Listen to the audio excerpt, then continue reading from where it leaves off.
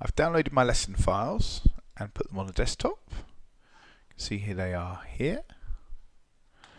And the next thing I'm going to do is I'm going to go ahead and I'm going to open not Photoshop but Adobe Bridge, which is the brown BR icon.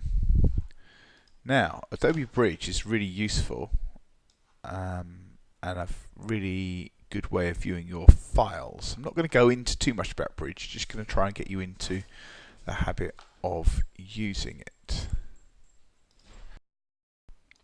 Okay, so I've opened up Adobe Bridge and my lesson files are on my desktop. So if I click on my desktop folder over here and go into lesson files, what I get is a preview of the files that we're going to be using. And I can zoom in, as you can see. This is a finished version of what we're going to be doing. This is the gull, the beach, the pasty and the speech bubble in their kind of raw state. And these two images here are something I'm going to go through in order to do selective cropping. So maybe let's start with these.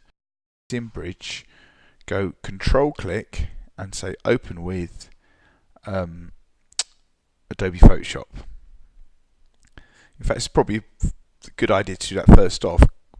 Control click, open with, and if Adobe Photoshop isn't coming up as default, choose that anyway and it will open up in Photoshop.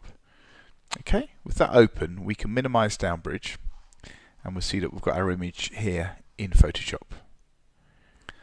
So just a couple of clicks, we can crop this image. You've got to be a little bit careful with resizing and cropping images because otherwise they can go out of what's called perspective, which means they get all squished and stuff.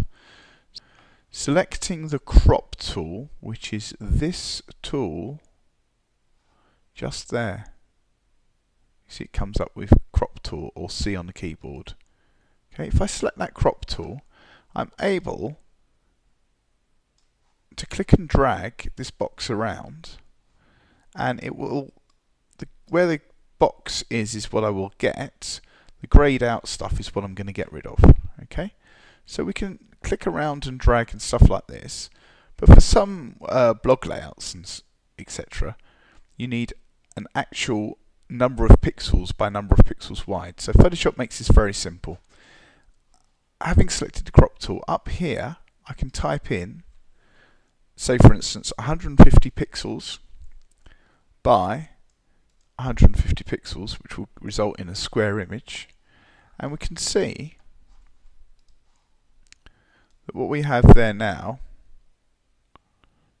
is a box, and I can move my picture around until I get the desired image. So basically we're going to create a thumbnail from the main image like that.